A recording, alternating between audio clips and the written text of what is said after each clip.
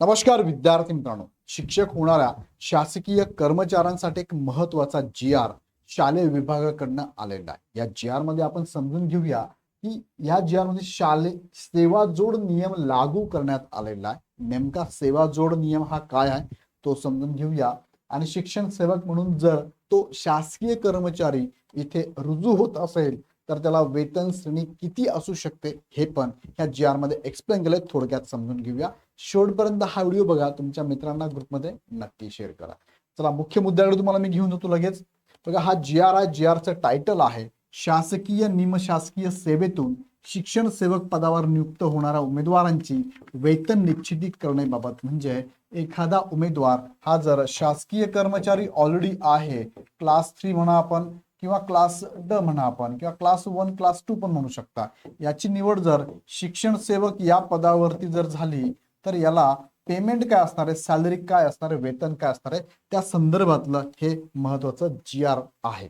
आता हा जी आर आलाय शालेय शिक्षण विभागाकडनं 15 जून 2026 चा जी आर आहे। त्यामध्ये सुरुवातीला शासन परिपत्रक त्यांनी दिलेलं आहे। महत्वाचा मुद्दा यामध्ये त्यांनी 100% अनुदानित शाळांसाठीच फक्त शिक्षण सेवक म्हणून तुम्ही जर रुजू झाला तर त्याच्यासाठीच फक्त हे लागू असणार आहे असं त्यांनी सुरुवातीला पण सांगितलंय आणि पुढे पण त्याचा उल्लेख आलेला आहे। चला मी तुम्हाला डिटेलमध्ये तुम्हाला समजून सांगतो। बघा नियमित शासकीय सेवेतील, बघा पहिला मुद्दा काय, नियमित शासकीय सेवेतील। दुसरं अथवा ज्याचे वेतन अनुदान शासनामार्फत, बघा दुसरा ज्याचं वेतन शासनामार्फत होतं अथवा स्थानिक स्वराज्य संस्थामार्फत अदा केले जाते। तिसरा मुद्दा आहे स्थानिक स्वराज्य संस्था। आता यामध्ये तुम्ही लक्षात घ्या की स्थानिक स्वराज्य संस्थेमध्ये म्हणजेच ऑलरेडी झेडपी मध्ये, नपामध्ये, मनपामध्ये या शाळेमध्ये जर असे कोणी कर्मचारी असेल, शिक्षकेतर कर्मचारी म्हणूया आपण त्यांना, हे कर्मचारी पण त्यांच्या विहित पद्धतीने जर ते शिक्षक या पदावर रुजू होणार असेल म्हणजे शिक्षण सेवक म्हणून, तर त्यांना सुद्धा हा नियम लागू असणार आहे।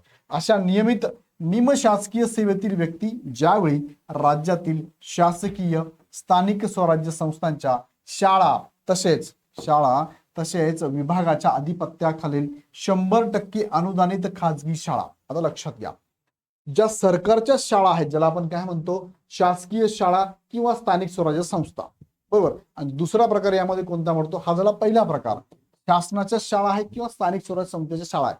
दुसरा प्रकार त्या त्या विभागाच्या अधिपत्याखाली अशा काही खाजगी शाळा आहेत ज्या की 100% अनुदानित आहे। अशा खाजगी शाळा पण ज्यामध्ये प्राथमिक, उच्च प्राथमिक, माध्यमिक, उच्च माध्यमिक शाळा तसेच अध्यापक विद्यालय, शासकीय विद्यानिकेतने व सैनिकी शाळा या शाळांमधील कोणत्याही स्तरातील व कोणत्याही माध्यमातील शिक्षण सेवक पदावर विहित पद्धतीने नियुक्ती होतो। आता शिक्षण सेवक या पदावर नियुक्त होण्यासाठी आपल्याला माहिती आहे की पवित्र पोर्टल मार्फत शिक्षण भरती केली जाते। शिक्षक भरती या पदावर तो शिक्षक म्हणून, शिक्षण सेवक म्हणून जर रुजू होत असेल, ज्याला आपण काय म्हणतो विहित पद्धतीने, बरोबर, विहित पद्धतीने, त्यावेळी त्यास वेतन संरक्षण देण्यासाठी त्याची वेतन निश्चिती कशा प्रकारे करण्यात यावी याबाबत संदर्भाधीन शासन निर्णयाद्वारे मान्यता प्रदान करण्यात आली आहे। आता तुमच्या मनात भरपूर प्रश्न असेल, पुढे सगळे उत्तर तुम्हाला मिळतील।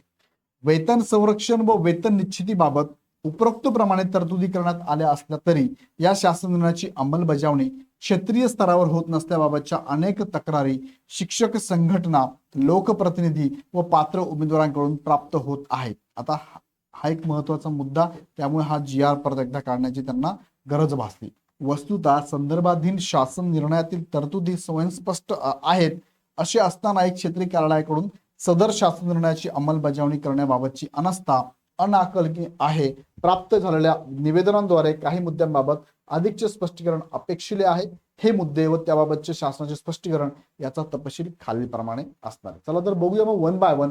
पहिला मुद्दा त्यांचा आहे बघा, पूर्व सेवेतील शिक्षक व्यतिरिक्त, आता बघा हा मुद्दा महत्वाचा, शिक्षक व्यतिरिक्त इतर विभागातील सेवा जसे की वर्ग 4 अथवा वर्ग ड मधून शिपाई असेल, परिचर असेल, पहारेकरी असेल, कक्ष सेवक असेल व इतर गट ड चे पद असतील जे की शासनामध्ये कार्यरत आहे असे कर्मचारी, गट ड चे त्याचबरोबर वर्ग 3 म्हणजेच गट क मधून लिपिक असेल, तलाठी असेल, ग्रामसेवक असेल, पोलीस अंमलदार असेल, इतर गट क चे पद कोणते, उदाहरण त्यांनी हे 3-4 दिले, असे कोणतेही गट क चे जर पद असतील जे की शासकीय निमशासकीय सेवेतील उमेदवारांची पवित्र पोर्टलद्वारे, बघा मी तुम्हाला मगाशी म्हटल्याप्रमाणे विहित पद्धत म्हणजे पवित्र पोर्टलद्वारे नियुक्ती होऊन असमान असलेल्या शिक्षण सेवक पदावर विहित पद्धतीने रुजू झालेल्या कर्मचाऱ्यांना सेवा जोडसह वेतन निश्चितीचे लाभ देण्यासाठी सदर शासनाने लागू होतो किंवा कसे. आता याचं उत्तर त्यांनी इकडे दिलंय. स्पष्टीकरण आपण बघूया काय म्हणतात ते. बघा, पहिले उमेदवाराची पूर्वीची नियुक्ती गट क मधील आहे अथवा गट ड मधील आहे या बाबी विचारात न घेता, तो कुठे आहे ते माहित नाही, पण काय विचारात घ्यावा, मग त्यांनी नियमित नियुक्तीने, काय हा उमेदवार नियमित नियुक्तीने कार्यरत होता किंवा कसे हे लक्षात घ्यावं. ज्या ठिकाणी तो होता, या ठिकाणी शिपाई, परिचर, तलाठी, लिपिक, त्या ठिकाणी नियमित पद्धतीने रुजू झाला होता का, निवड झाली होती का, आणि कार्यरत आहे का पूर्वीच्या पदावर, हा झाला पहिला मुद्दा. पूर्वीच्या पदावर स्थायित्व लाभ प्रमाणपत्र प्राप्त करण्यासाठी ज्या अटी व शर्ती आवश्यक आहेत त्याची पूर्तता उमेदवार करीत आहे का, हा झाला दुसरा मुद्दा. व शिक्षण सेवक पदासाठी केलेला अर्ज पूर्वीच्या कार्यालयाच्या सक्षम प्राधिकाराच्या पूर्व परवानगीने केला आहे का, हा झाला तिसरा मुद्दा. म्हणजे काय, एनओसी म्हणतो आपण त्याला, बरोबर की नाही, बराच वेळेस एनओसी, नो ऑब्जेक्शन सर्टिफिकेट, पूर्व परवानगीने केला आहे का, किंवा तसेच पूर्वीची नियुक्ती व नवीन नियुक्ती यामध्ये बदलीच्या नियमानुसार अनुज्ञेय असलेल्या पदग्रहण अवधीहून अधिक खंड असू नये इतक्या बाबी विचारात घ्याव्या. म्हणजे त्यांनी जर नोकरी जॉईन केली असेल तर तो पदग्रह जो खंड जो आहे तो जास्त नसावा. हे मुद्दे फक्त विचारात घ्यायला पाहिजे, आणि हे मुद्दे विचारात घेऊन त्या उमेदवाराला इथे सेवा जोड आणि वेतन श्रेणी संरक्षण द्यायला हवं का, तर पुढचा प्रश्न तोच आहे. मग जर असं असेल तर बघा, लागू होत असल्यास कमी किंवा जास्त वेतन श्रेणीवरून आलेल्या म्हणजेच नियुक्ती समान पदावर झाली नसल्यास सदर कर्मचाऱ्याची सेवा जोड व वेतन निश्चिती कोणत्या टप्प्यावर करावी. याचा अर्थ त्यांनी उदाहरण पण खाली दिलेलं, ते उदाहरण आपण बघूया. पूर्वीच्या शासकीय निमशासकीय सेवेतील पदावर एखादा कर्मचारी S7 किंवा त्या खाली वेतन श्रेणीतील वेतन घेत असतील, म्हणजे शिपाई असेल तो, क्लर्क असेल तो, आणि त्याचा आता वरच्या लेवलला म्हणजे शिक्षण सेवक या पदावर त्याची नियुक्ती जर होत असेल तर पुढे सांगितले त्यांनी, बघा, त्याची वेतन निश्चिती धारण करत असलेल्या शिक्षक पदावरील देय वेतन श्रेणीतील किमान वेतनाचा टप्पा तो S10 किंवा S14 किंवा त्यावरील जो लागू असेल तो त्या टप्प्यावर करावी का, यावर स्पष्टता असावी. जसं की एखादा कर्मचारी S7 या वेतन श्रेणीवरती काम करत होता, सरकारी कर्मचारी होता, आणि तो आता शिक्षक म्हणून S10, S14 किंवा त्याच्यापेक्षा वरच्या पदावरती त्याची नियुक्ती झाली, तर त्याला पगार कोणता द्यावा. सेवा जोड करावं म्हणजे काय, पूर्वीची सेवा ऍड करावी. वेतन संरक्षण म्हणजे काय, पूर्वीच्या वेतनाला धरून ते वेतन पुढे त्याला देण्यात यावं, त्याला आपण वेतन श्रेणी म्हणतो. आता यामध्ये महत्वाचे मुद्दे काय, तर शिक्षण सेवक मानधन किती असतं, तर शिक्षण सेवकाला मानधन तुम्हाला माहिती असेल, बघा, 16,000 पासून 18,000 पर्यंत, किंवा मला वाटतं 20,000 पर्यंत, 24,000 पर्यंत हे सॅलरी किंवा त्याला मानधन म्हणून आपण शिक्षण सेवकांना सुरुवातीला 3 वर्ष देण्यात येतं. शिक्षकांना वेतन श्रेणी किती असते, तर शिक्षकांना वेतन श्रेणीचा विचार केला तर शिक्षकांना वेतन श्रेणी S14 पासून पुढे असणार आहे, पुढे असते. वेतन संरक्षण कसे होणार, तर वेतन संरक्षण म्हणजे पूर्वीचे जे त्याला वेतन शासकीय कर्मचारी म्हणून होते ते आता जे करंटमध्ये, म्हणजे करंटमध्ये म्हणून आपण, करंटमध्ये त्याची जर नियुक्ती झाली असेल तर करंटमध्ये ते कन्सिडर केले जाते, कारण हे पेमेंट खूप कमी असणार आहे. याने ऑलरेडी सेवा दिली आहे, तर त्याला शिक्षकांचं S14 जर मिळत असेल तर किती पेमेंट द्यावं, मग या संदर्भात स्पष्टीकरण त्यांनी दिलेलं आहे, ते पण आपण थोडक्यात समजून घेऊया. संदर्भाधीन शासन निर्णयातील परिच्छेद क्रमांक 2 अन्वये वेतन संरक्षण देण्यासाठी वेतन निश्चिती कशा प्रकारे करण्यात यावी याबाबत स्पष्ट तरतूद करण्यात आली आहे. सदर तरतूद खाली उदाहरणासह त्यांनी स्पष्टीकरण दिलं. उदाहरण बघा, ही व्यक्ती S7 या वेतन श्रेणीत 25,200 इतके वेतन घेत असताना त्याची S10 किंवा S14 या वेतन श्रेणीतील शिक्षण सेवक पदावर निवड झाल्यास त्याची वेतन निश्चिती S10 या वेतन श्रेणीतील किमान टप्प्यावर म्हणजेच रुपये 29,200 या टप्प्यावर, तर S14 या वेतन श्रेणीतील रुपये 38,600 या किमान टप्प्यावर होणे आवश्यक आहे. जर सदर व्यक्ती S7 या वेतन श्रेणीत रुपये 30,200 इतके वेतन घेत असताना त्याची वरील प्रमाणे निवड झाल्यास S10 या वेतन श्रेणीतील रुपये 31,000 यापुढील टप्प्यावर वेतन निश्चिती होणे आवश्यक आहे, तर S14 या वेतन श्रेणीसाठी त्याची किमान टप्प्यावर वेतन निश्चिती होणे आवश्यक आहे. म्हणजे ही लागू राहणारच नाही त्याला, त्याच्या आधीच्या वेतन श्रेणीच्या अनुषंगाने त्याला शिक्षण सेवक म्हणून सुद्धा या पद्धतीने वेतन श्रेणी देण्यात यावी, म्हणजे याच्यापेक्षा जास्त त्याला मिळणार आहे, हे लक्षात घ्या. आता दुसरा मुद्दा, चौथा मुद्दा यामध्ये, सेवाजोड नियम कधीपासून लागू होणार? मग हा जर असा असेल तर कधीपासून लागू होऊ शकतो? सेवाजोड वेतन निश्चिती करून द्यावयाचा वेतन श्रेणीचा प्रत्यक्ष लाभ शासन निर्णयाच्या दिनांकापासून म्हणजेच 18 फेब्रुवारी 2026 पासून द्यायचा, की सदर कर्मचाऱ्यांचा शिक्षण सेवक कालावधी संपल्यानंतर द्यायचा? आता हा पण मुद्दा बऱ्याच ठिकाणी बोलला जातोय. त्याच अनुषंगाने पुढचा पण प्रश्न आहे, शिक्षण सेवकांच्या परिवीक्षाधीन कालावधीमध्ये वेतन निश्चिती करून नियमित वेतन श्रेणीचे प्रत्यक्ष लाभ द्यायचे आहे का? त्याच्यानंतर द्यायचा, नियमित लगेच द्यायचा शिक्षण सेवक म्हणून लागू झाला? त्याला जोडून अजून पुढचा प्रश्न आहे, संदर्भाधीन शासन निर्णयानुसार वेतन निश्चिती करण्यास मान्यता देण्यात आली असली तरी 3 वर्षाचा परीक्षा विधीन कालावधी लागू राहील अशी तरतूद करण्यात आली आहे. त्यामुळे परीक्षा विधीन कालावधी संपल्यानंतर वेतन निश्चित करण्यात येईल असे काही प्रशासकीय अधिकारी यांचं म्हणणं आहे. कारण इथे तुम्हाला जे शिक्षण सेवक या पदावर घेतलंय ते कसं घेतलंय तुम्हाला, तर तुम्हाला इथे घेताना बघा काय केलंय, 3 वर्षाचा परीक्षा विधीन कालावधी लागू राहील असं सांगण्यात आलेलं आहे. मग नेमकं काय करायचं, त्याबद्दल त्यांनी इथे एक्सप्लेनेशन दिलेलं आहे. थोडक्यात आपण ते पण समजून घेऊया. शासन निर्णय निर्गमित होण्याच्या दिनांकास ज्या उमेदवाराचा शिक्षण सेवक कालावधी चालू होता अशा उमेदवारांची वेतन निश्चिती संदर्भाधीन शासन निर्णयाच्या दिनांकापासून म्हणजेच 18 फेब्रुवारी 2026 पासून करणे आवश्यक राहील. त्याच्या अगोदर एखादा रुजू झालेला आहे पण त्याला हा GR 18 फेब्रुवारी आला तर ह्या दिवसापासून त्याला लागू होईल, पाठीमागच्या दिवसापासून लागू होणार नाही. त्यानुसार प्रत्यक्ष वेतन अदा करणे देखील आवश्यक आहे.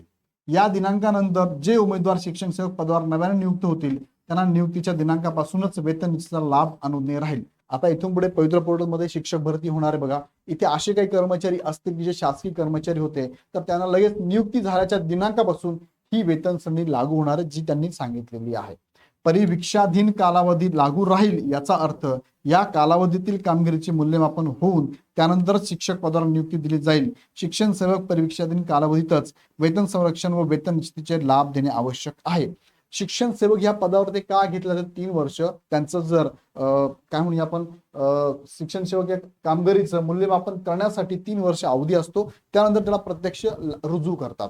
म्हणून इथे त्यांना वेतन निश्चिती आणि वेतन संरक्षण देणं गरजेचंच आहे असं पण त्यांनी ह्या GR मध्ये एक्सप्लेन केलं आहे. पुढचा मुद्दा आहे की सेवा जोड व नियमांचे अनुसरण कसे आणि कोण करणार आहे, तर सेवा जोड व वेतन निश्चिती करत असताना अनुसरणाची कार्यपद्धती स्पष्ट करावी. म्हणजे सेवा जोड हे सामान्य प्रशासन विभाग व वेतन निश्चिती ही वित्त विभाग. बघा हे 2 मुद्दे, सेवा जोड करायचं म्हटलं तर सामान्य प्रशासन विभाग असतं, वेतन निश्चिती करायचं म्हटलं तर वित्त विभाग असतं, किंवा वेतन पडताळणी पथक किंवा कॅफो हे करतील की फक्त शिक्षण विभागाचे स्वतंत्रपणे करावायची आहे. याबद्दल त्यांनी स्पष्टीकरण दिलंय. त्या नियुक्ती प्राधिकाऱ्याकडे या संदर्भात जी प्रचलित कार्यपद्धती आहे त्यानुसार कार्यवाही करणे आवश्यक आहे. आता तुम्हाला नियुक्ती करताना नियुक्ती प्राधिकरण जे आहे त्यांच्याकडे हे डिटेल्स आहे आणि ते त्यांच्यानुसार हे पुढे कार्यवाही करतील असं सांगितलंय. बहुतांश प्रशासन अधिकारी असे म्हणत आहेत की नोकरी स्वीकारत असताना तुम्ही मानधन तत्वावर स्वीकारली आहे. बघा मानधन, शिक्षण सेवक मानधन तत्वावर असं तुम्हाला माहिती 3 वर्ष. त्यामुळे तुम्हाला नियमित वेतन श्रेणी कशी काय देता येईल यावर देखील प्रकाश टाकावा. याचं उत्तर आहे, असा दावा केला असल्यास तो वस्तुस्थितीवर आधारित नाही. संदर्भाधीन शासन निर्णय हा शासनाने माननीय उच्च न्यायालयाचे काही प्रकरणातील न्याय निर्णय विचारात घेऊन व वित्त विभागाच्या अभिप्रायानुसार जाणीवपूर्वक घेतला आहे. त्याची तंतोतंत अंमलबजावणी होणे आवश्यक आहे. तुमच्या बाबतीत आजूबाजूला असं काही घडत असेल तर हा GR दाखवा. त्या GR नुसार त्या शिक्षण सेवक या पदावर असणाऱ्या उमेदवाराला त्याच्या मागील वेतन श्रेणीला संरक्षण मिळणार आहे आणि सेवा जोड सुद्धा लागू होणार आहे. सो 100% अनुदानित ज्या शाळा असतील, खाजगी शाळा असतील किंवा सरकारच्या अधीनस्थ ज्या शाळा असतील, ह्या शाळांमध्ये तुमची जर नियुक्ती झाली तर तुम्हाला या ठिकाणी वेतन निश्चिती आणि वेतन संरक्षण दिलं जाणार आहे.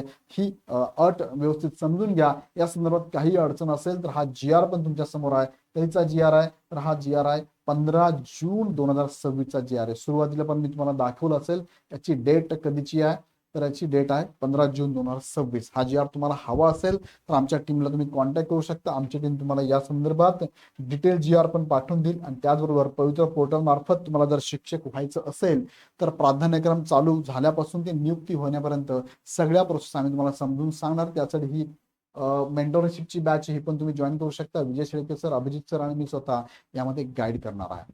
सो अजून काही शंका असेल तुमचे, आम्ही आमच्या हेल्पलाईन नंबरला कॉल करू शकता. अदरवाईज ॲप डाउनलोड करून हवी ती बॅच पण जॉईन करू शकता. व्हिडिओ आवडलं तर लाईक करा. अजून काही प्रश्न मनात असेल तर कमेंट बॉक्समध्ये टाका. अधिकची माहिती घेऊन पुढचा व्हिडिओ मी तुमच्यासाठी नक्कीच घेऊन येईल. तुमच्या मित्रांच्या ग्रुपमध्ये किंवा शिक्षकांच्या ग्रुपमध्ये नक्की शेअर करा. पुढचे अपडेट बघण्यासाठी चॅनल सबस्क्राईब करून बेल आयकॉन क्लिक करा. पुन्हा व्हिडिओ आपण नेक्स्ट व्हिडिओमध्ये. धन्यवाद.